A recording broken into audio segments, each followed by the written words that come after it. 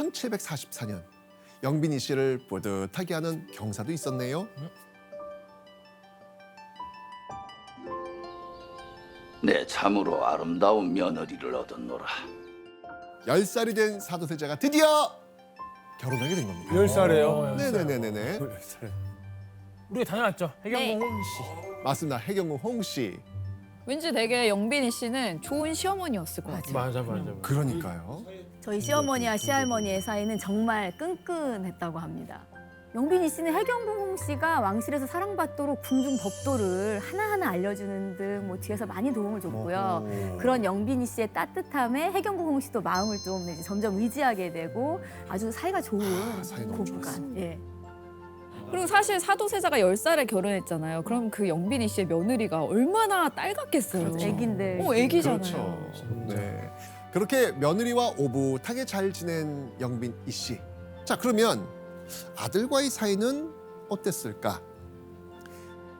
사도세자는요, 세상에 둘도 없는 다정하고 착한 아들이었습니다. 아유. 영빈 이 씨에게 하는 건 정말 말로 다 할 수 없이 효성스러웠다고 합니다. 효자의 효자. 비록 법도상 후궁과 세자 사이지만 말할 수 없이 끈끈하고 애틋한 모자 사이였던 겁니다. 그런데 이렇게 영빈 이 씨와 아들 사도세자의 사이는 애틋했던 반면 영조와 사도세자의 사이는 조금씩 틈이 벌어지고 있었습니다. 왜요? 전하, 너무 조급히 생각하지 마시옵소서. 자질이 훌륭하시니 자의로 지켜보시. 지금 이 아이 시커먼 낯빛을 보면서도 그런 말이 나와. 헛국 한날 땡볕에 나가 눈이 저 모양이지. 아니나 다를까 사도세자 노는데 훅 빠집니다. 세자는 갈수록 노는 게 너무너무 좋은 거예요. 그렇게 좋아하면서도 막상 아버지에게 들켜서 혼나지 않을까. 이 눈치를 보고 움츠러들곤 합니다. 아버지 무섭잖아요. 너 1년에 공부하고 싶은 생각이 몇 번이나 드니? 한두 번 둡니다. 너 네가 나라를 망치려고 작정을 하지 않고서야 어찌 이럴 수 있단 말이냐? 아니, 이 책은 애비가 밤잠을 설쳐가며 너를 위해 직접 만든 책이 아니더냐? 이조차 외우지 못한다면 장차 네가 무슨 공부인들 제대로 할 수 있겠느냐? 그런 아들을 보고 영조는 답답해서 한숨을 푹 내쉬었습니다. 자, 그렇게 조금씩 금이 가고 있었던 영조와 사도세자 사이. 그런데 둘 사이에 결정적인 불화가 터지고 맙니다. 하면 대리 청정은 어떠한가? 이 또한 불가한가? 영조는요, 사도세자가 15살 되던 1749년 1월 대리청정을 맡기죠. 처음에 영조는 사도세자에게 모든 걸 맡길 것처럼 했어요. 그런데 대리청정이 시작되는데 잠깐. 그걸 네 마음대로 옮기면 내 입장이 뭐가 돼? 너희들은 지금 세자를 앞세워 과인을 무시하는 것인가? 에이! 앞으로 중요한 일은 나한테 아랜 뒤에 결정해. 영조가 사사건건 개입을 하는 거예요.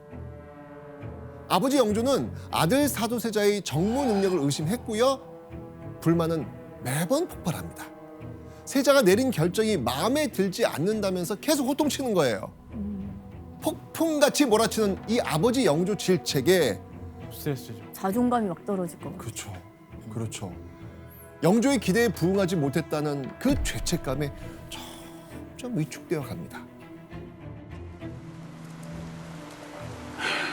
자식이 하나만 더 있었어도.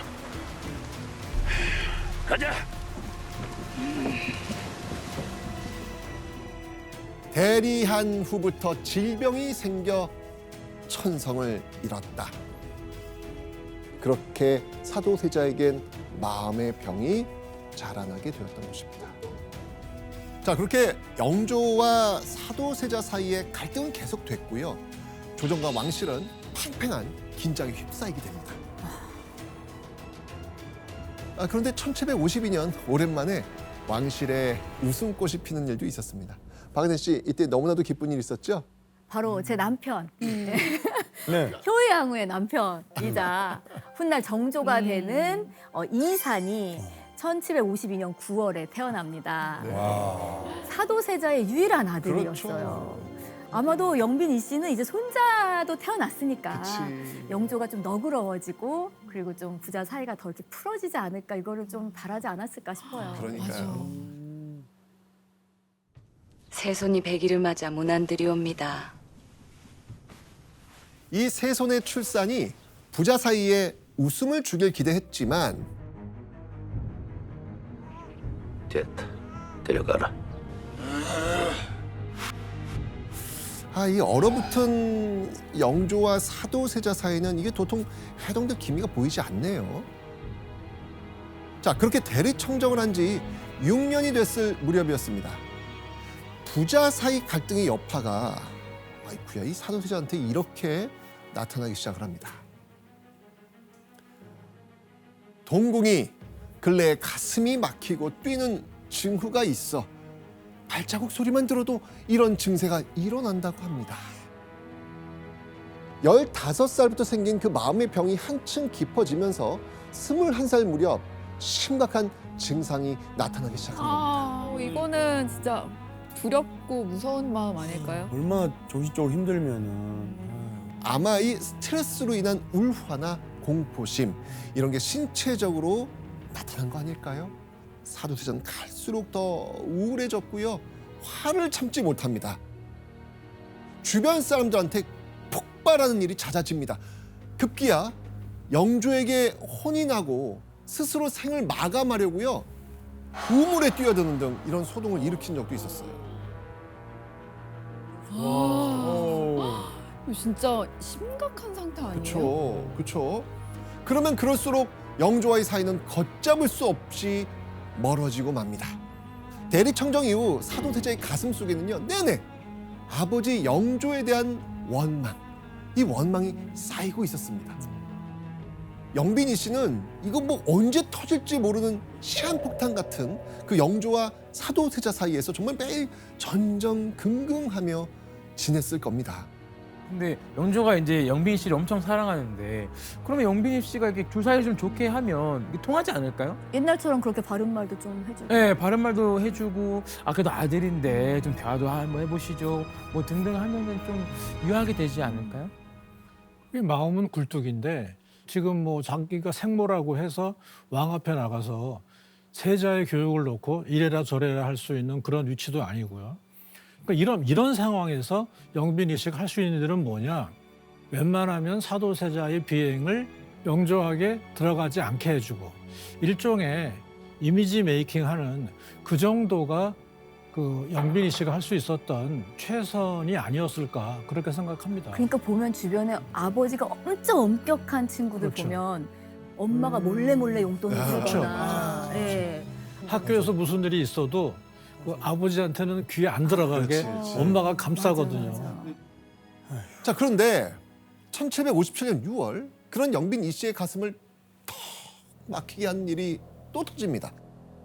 옷을 입다가 대뜸 이 옷이 아니다! 이 극단호를 하는 거예요.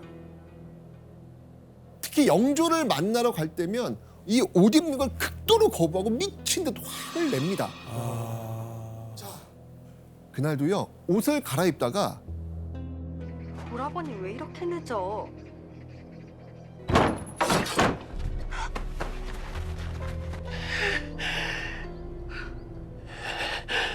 병환이 점점 더하시어 아랫사람을 죽이시니 갑갑하니 어찌할꼬.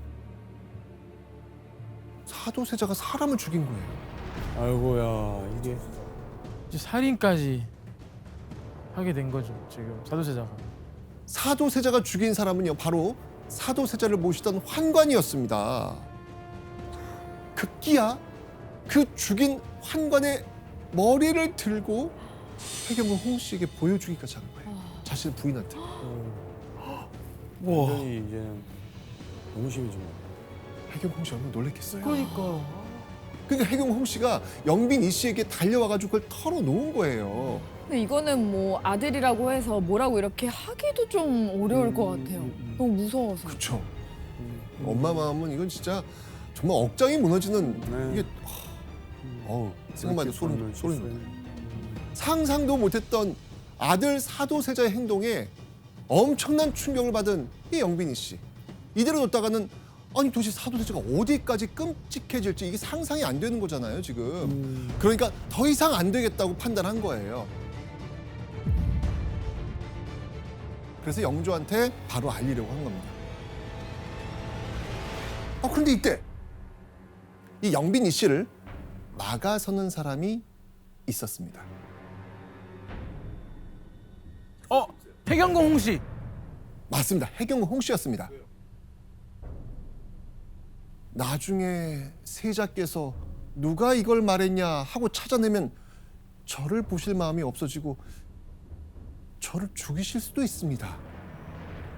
그러니까 영조가 사도세자의 살인을 알게 된다면 이거는 해경궁 홍 씨가 영빈 이 씨에게 고자질한 사실이 발각되는 거잖아요. 그럴 경우 사도세자가 자신을 해코지할 수도 있다면서 극도 반대를 했던 겁니다. 자, 대의를 위해서 영조에게 알렸을까요? 며느리 말을 들어줬을까요? 자, 이때 영빈 이 씨의 선택. 며느리를 따릅니다. 영조에게 알리는 걸 포기합니다. 며느리 해경궁 홍 씨가 이렇게 읍소하는데 이거 어떻게 영조에게 고하겠어요? 결국 영빈 이 씨는요 아들의 살인을 입 밖으로 꺼낼 수가 없었습니다. 야, 이거 어떻게 돼? 근데 한편으로는 그 살인을 알렸을 때 더 큰 그 영조의 화가 자기 아들을 덮칠 수도 있다라고 생각했을 것 같아요.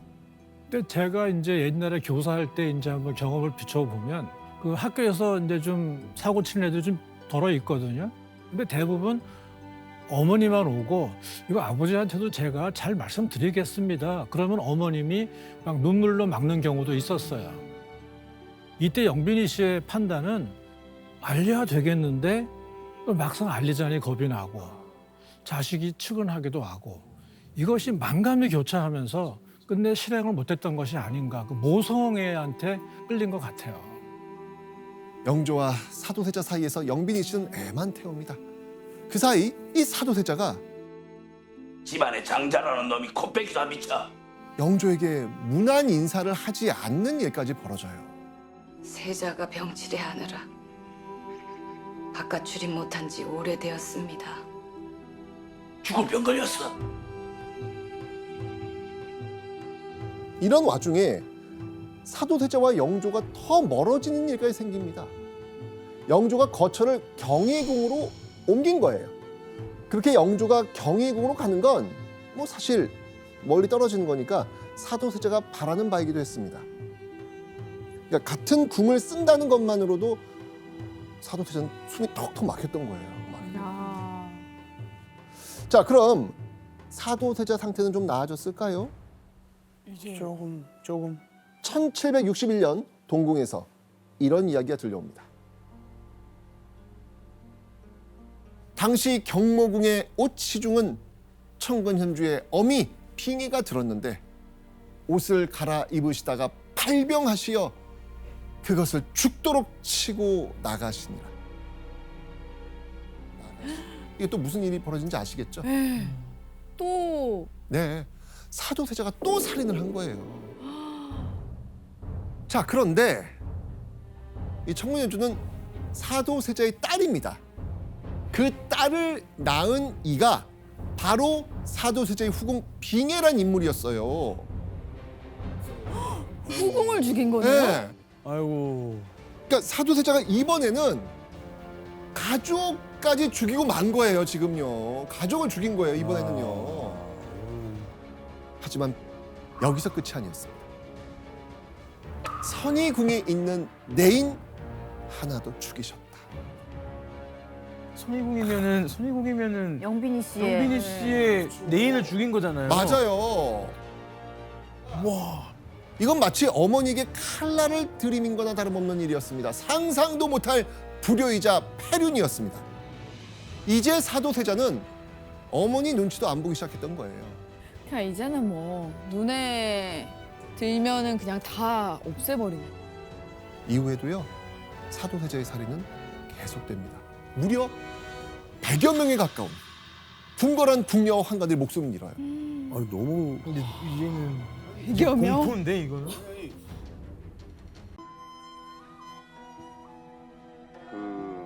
당시 영빈이 씨가 67살이었거든요.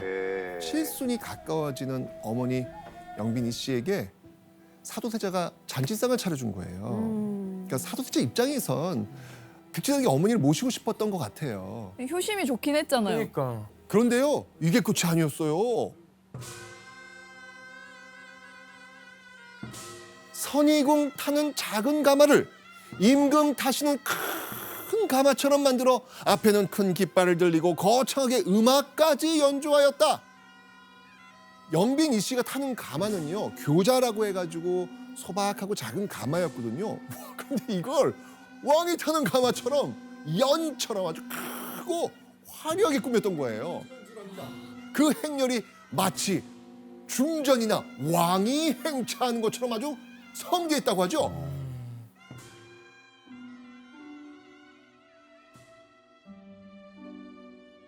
저는 되게 슬플 것 같아요. 갑자기 너무 슬픈데 이 아들이 엄마한테 효자잖아. 너무 사랑하는 아들인데, 근데 사실은 이걸 멈춰야 돼요. 누가 보면 우리 다 죽거든요. 저도 죽을 수 있고, 그 가마를 탔다는 자체로. 맞습니다.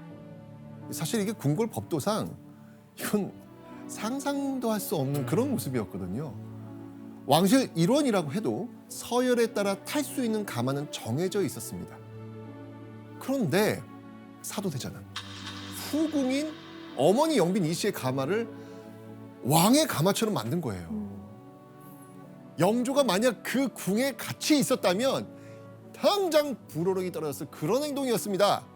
그 아이들 같은 경우 그럴 때 있잖아요. 이렇게 부모의 관심을 받으려고 더 그렇죠. 이렇게 나쁜 행동을 일부러 했는데, 그런데도 관심을 안 가져줘. 그럼 더 나쁜 행동을 더 하고, 나 좀 봐달라, 아니면 나 좀 말려달라, 이런 의미로. 제가 교사할 때 그런 학생들이 적지 않았어요. 그러니까 저의 관심을 받기 위해서 조금씩 아주 경미한 사고를 일부러 치는 거죠. 왜냐하면 사고를 치면 바로 면담하니까.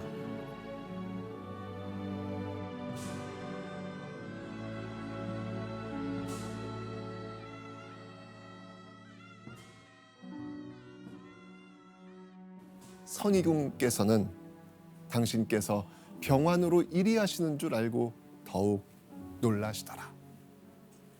어쩔 수 없이 가마에 올라탄 영빈이 씨는 이 상황이 도무지 즐겁지도 감격스럽지도 않았던 겁니다. 그저 아들의 병이 깊어 이리 법도에 어긋난 짓을 하고 있구나 라면서 놀라고 있었던 것이죠. 하루하루 이 피가 바짝바짝 말라가던 영빈이 씨. 그런데 1762년 5월 22일 영조와 사도세자 사이가 파국으로 치닫게 됩니다. 사도세자는요, 얼굴이 새파랗게 찔린 채 영조 앞에 고개를 숙이고 엎드립니다. 너는 존재 자체가 영모야. 차라리 밑에서 발광을 해라, 이 자식아. 영조의 어마어마한 분노가 사도세자에게 내리꽂힙니다. 대체 영조는 뭐 때문에 이렇게 화가 잔뜩 났을까? 이때 영조는요, 당시 형조판서의 청지기인 나경원이란 인물로부터 고변서를 하나 받게 됩니다. 전하! 저자의 배항무도한 비행은 모두 사실이옵니다. 사도세자가 후궁 빙해를 때려 죽이고 여자 승려를 궁으로 불러들여 난잡한 짓을 했고, 평양으로 무단 가출했고 북한 산성으로 몰래 가서 놀았다는 모든 일들을 낱낱이 알아버린 거예요. 세자가 비군이 기생들과 음란을 일삼았고 내관을 죽였으며 더 이상 볼 수가 없다. 게다가 나경원의 이 고변 과정에서 영조의 분노를 한껏 돋우는 말도 있었습니다. 영모의 조짐이 있다는 말까지 들은 겁니다. 영조는 한껏 불안해져서 궁궐 수비를 강화하기도 하죠. 자, 그런 상황 속에서 영조는요, 꼴다보기 싫다. 금정교로 가서 대제해. 반성하라라는 이 말과 함께 세자를 창덕궁으로 돌려보내죠. 명이 있을 때까지 기다리라고 했습니다. 부자 관계를 파국으로 몰고 갈 이 판도라의 상자가 열린 가운데 다행인지 불행인지 이후 약 20일 동안 사도세자가 와 있는 창덕궁은 잠잠합니다. 하지만 지금까지의 분위기와는 사뭇 다른 긴장감이 감돌았죠. 그러던 1762년 윤 5월 12일 영빈이 씨의 심장이 쿵 떨어지는 일이 결국 일어나고 맙니다. 사도세자가 결코 해서는 안 될 짓을 하고 만 거예요. 자, 이 대체 무슨 일이 벌어진 걸까요?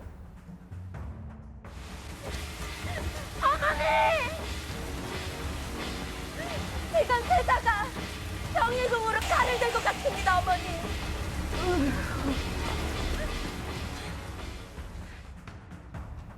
사도세자가 칼을 들고 영조가 있는 경희궁으로 향한 겁니다.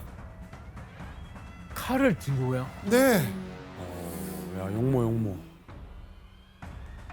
이때 사도세자는 아버지 영조를 죽일 결심까지 했던 것 같아요.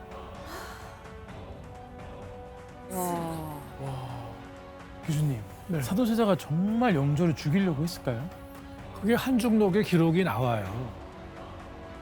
해경궁 홍씨가 없던 일을 썼을 것 같지는 않고요.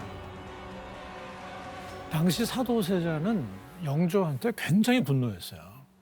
이게 나경원이라는 사람이 고변을 했는데 사도세자 입장에서 볼 때는 억울하다고 하는 거죠. 나경원 배우를 밝혀야 한다고도 말을 합니다. 그런데 영조가 여봐라. 나경원을 참수하라. 배우를 안 캐고 나경원을 빨리 차명에 시켜버립니다. 세자가 볼 때는 진상을 밝혀야 할 왕 영조가 진상을 안 밝히고 나한테 물어보지도 않고 나경원을 죽여버렸어요. 가뜩이나 지금 정신적으로 어려운데 아마 그때 분모가 자기도 추스르지 못할 정도로 엄청나게 분출했던 것 같아요. 맞아. 하지만 다행히도 행동으로 옮기진 못했고 이 일은 덮어지는 듯 했습니다. 한편 아들의 일을 전해들은 영빈이 씨의 마음엔 큰 파문이 일어납니다.